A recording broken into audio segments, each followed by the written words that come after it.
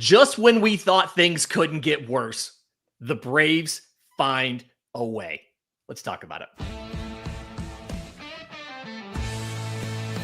This is the Braves Postcast, your instant game reaction for the Atlanta Braves. Part of the Locked On Podcast Network, your team every day.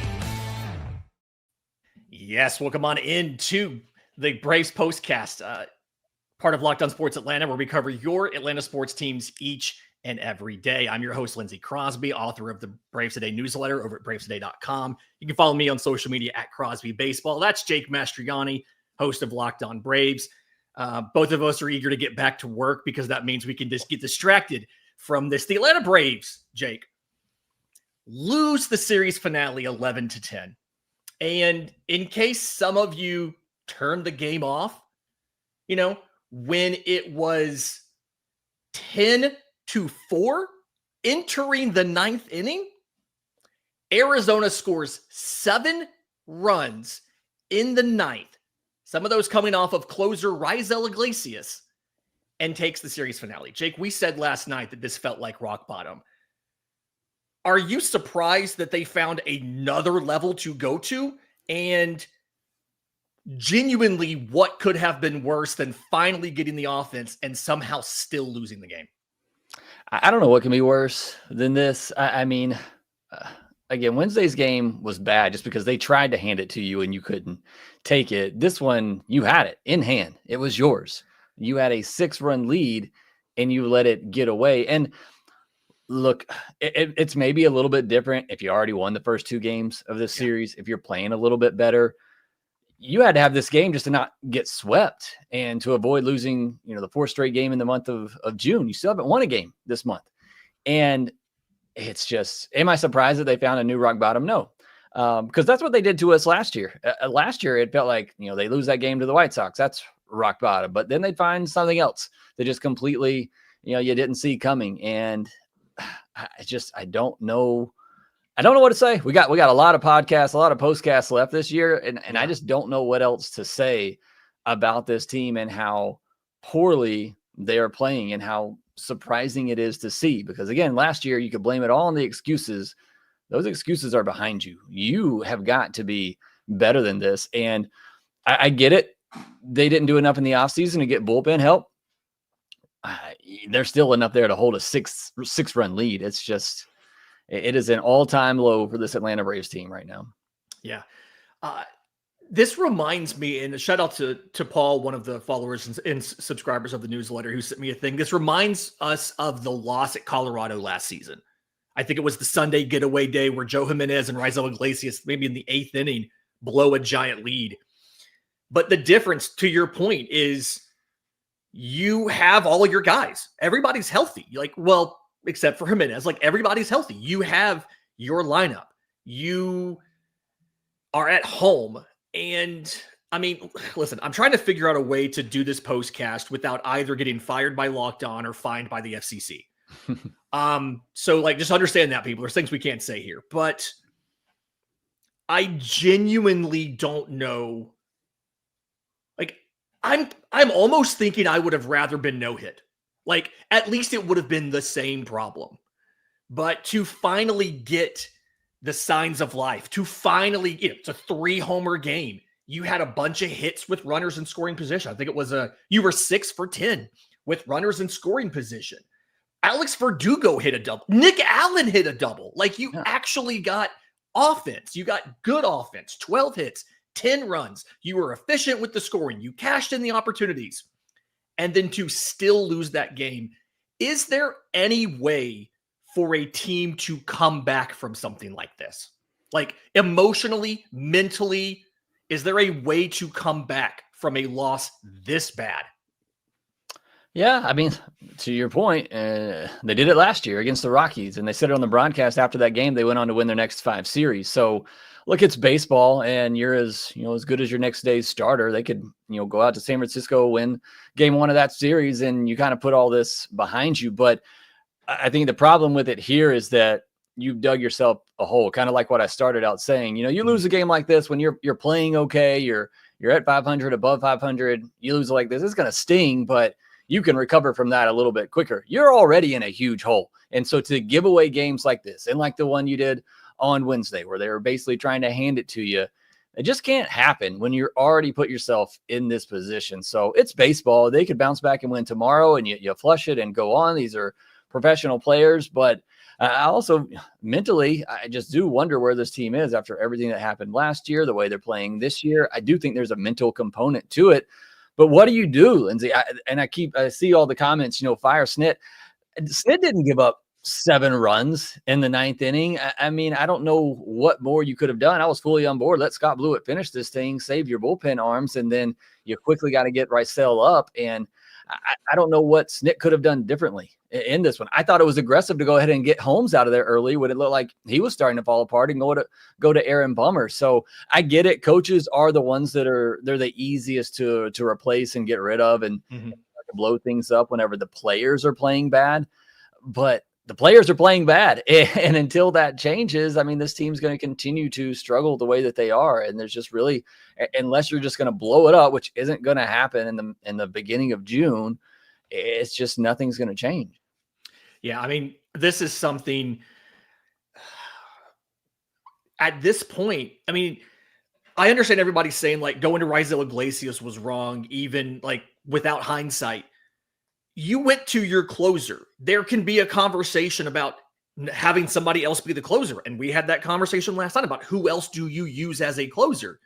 But to your point, Snit managed this game almost like a playoff game. Like it's in October where you see guys come out, after 4 innings as they get into the second time through the order, things like that to replace. And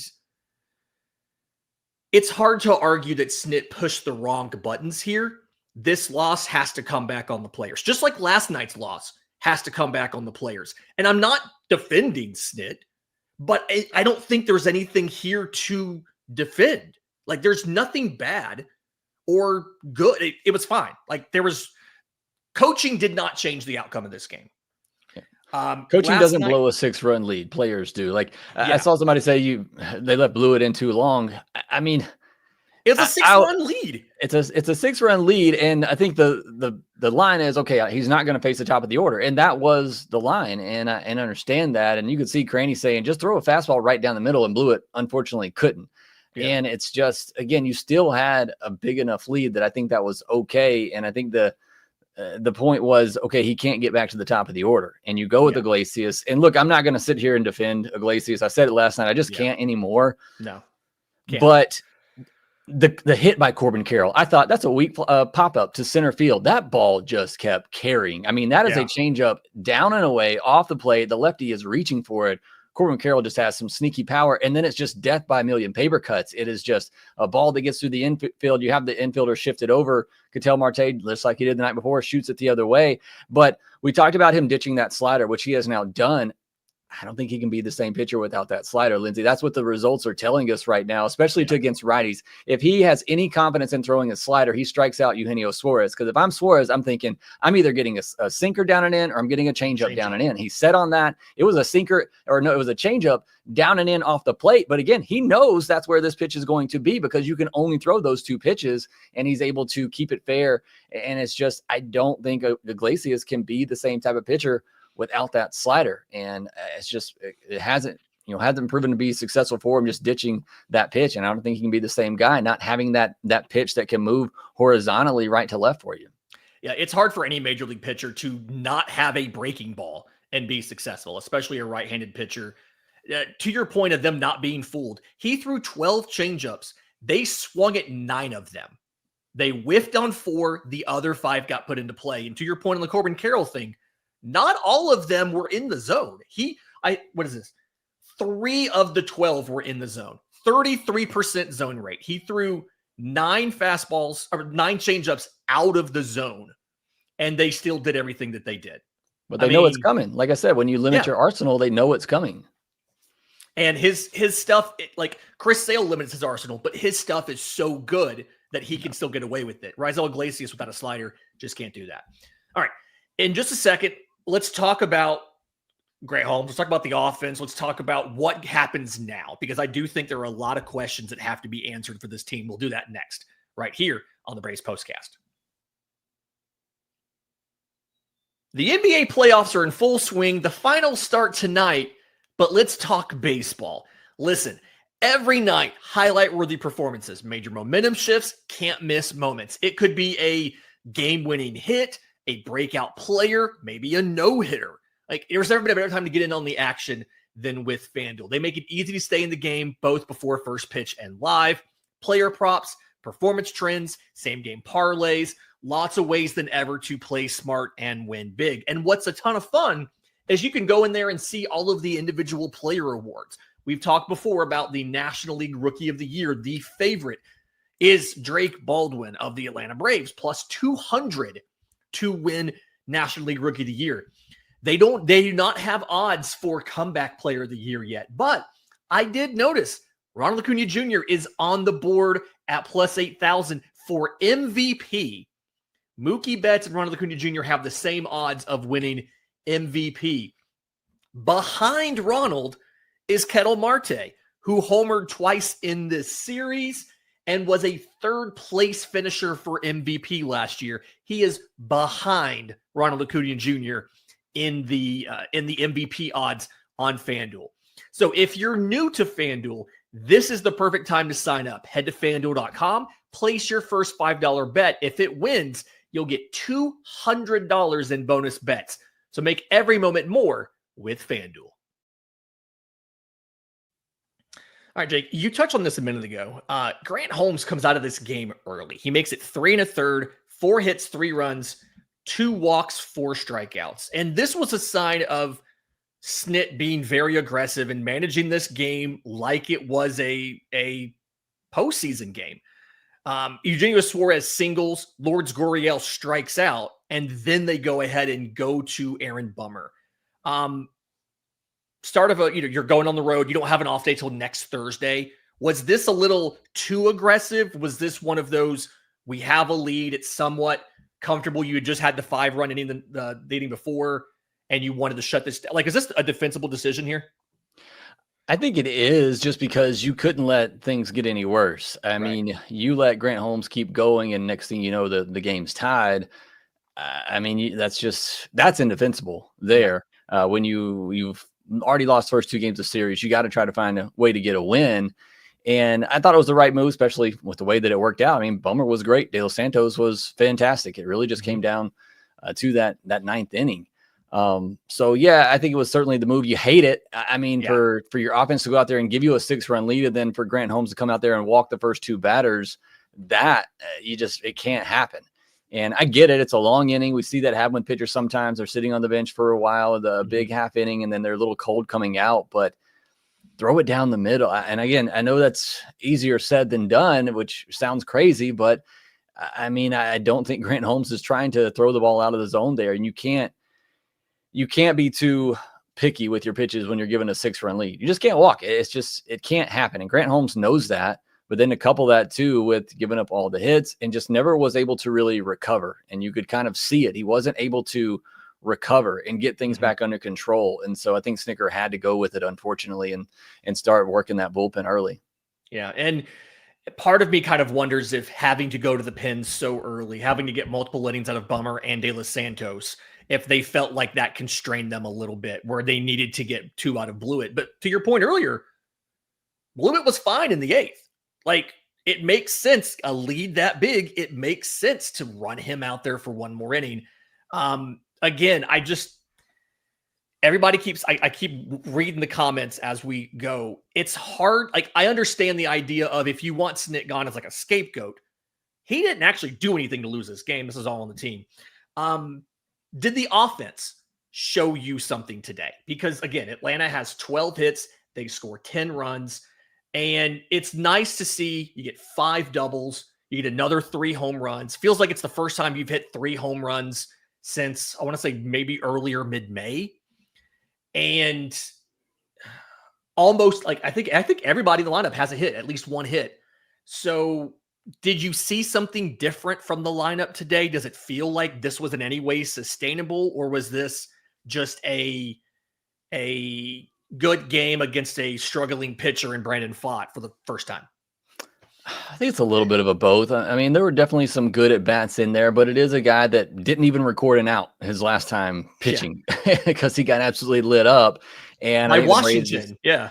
Yeah, so I think the Braves just kind of took advantage of that, and then they had already won the first 2 games of the series, so they just threw Tommy Henry out there to let him eat some innings for them, and the Rays were able to get a couple more runs there. So they're definitely some of the worst pitching that they're probably going to see here for a little bit, especially to go out to San Francisco, which is really good at pitching. So, but I thought the at bats were good. I continue to be impressed by Ozzie. You asked me about a week ago, did I think there was something real here with Ozzie? And at that time, I said I don't know because we're not really seeing the power, and we're still not. Although he did get the double today, but you are seeing the walks and you're seeing a better approach. You're seeing better discipline. I posted it on social. It was right after an at bat where Ozuna takes a called strike 3 on a pitch right down the middle. And I said, you just can't do that. You can't be guessing on 2 strikes. And too many of these Braves hitters do that. And then Ozzie goes up there. What does he do? He falls behind, but then he fouls off some pitches. He works the at bat. He gets back into it and then he walks. And I'm like, Ozzie is having your best at bats right now, something I thought I would never say. But then you saw a little bit more of that throughout the game. And so, I mean, yeah, there were definitely some good at bats, but these were also 2 of the worst pitchers the Braves have probably seen in a while.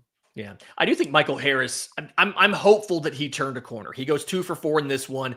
Not all of the at-bats were still, beautiful. I'm thinking about that 8th inning. He singles, but he's down 1-2 because he swings at a changeup way off the plate outside. But for the most part, Michael Harris shows a little bit of progress today. I still like him being in that 9 hole right there in front of Ronald Acuna Jr. I'm hopeful that he turned a corner here. I'm not convinced that it's true, but I can't get over the way this one ended. I mean, it's I know we keep coming back to that, and that's where everybody is, but I don't know how you rally from this and how you move forward from this. And what I think the worst thing here now is they have to get on a plane and fly a couple hours out west. And so you have to kind of sit with this, and you kind of have to live with this for a couple hours until you get to your hotel. I just don't know what to do from here. I don't know how to move on from this. I don't either, Lindsay. And I've been sitting here trying to be the calm and collected one as much as possible. It's early in the season. We've seen crazy things happen. They've won 20 games in a month before. I am teetering on the edge of just blow it up because this is just really, really hard to watch. And I've said all along, there's no way they fire Snit. And as I've said in this podcast, I don't think this game is on him. It's on the players. But what else can you really do? What else can you really do at this point? And again, I'm not calling for Snit to be fired, and I don't think they're going to. It's just as we keep saying, I mean, either these guys are going to figure it out and turn it around, or it's going to be a very wild offseason where you will see them make some significant changes. And that just seems to be the direction that we're headed. Yeah. I mean, I can't necessarily imagine something has to change after today. I don't know what it's going to be. We'll find out, I'm sure, either tomorrow. We'll find out next week, but it feels like something's definitely going to change. The question is going to be how big are the changes? Yeah. If you want to try to salvage this season, you got to shake things up. I know you just got rid of a third base coach, but player wise, I think you have to go out and try to shake things up, whether that's calling up Kimbrel. I don't think that's going to do much. Going to find a trade for something, somewhere, somebody, but you've got to try to shake things up if you really want to have a shot at turning things around this season, because the vibes are just not good. You lose a game like this, get swept like this, the vibes are just not good. You had to do something to try to shake things up. The vibes are atrocious. This has been the Braves Postcast for Thursday, June 5th. Again, 11-10 Braves lost to the Diamondbacks. Did not think I'd be saying that when the 9th inning started. Do us a favor. If you're listening on audio, Apple, Spotify, YouTube Music, leave a 5-star review. If you're watching on YouTube, subscribe to both Locked On Braves and Locked On Sports Atlanta. Hit the notification bell so you know when we go live to break down whatever this was the next time it happens. For Jake Mastroianni, I'm Lindsay Crosby. This has been Braves Postcast.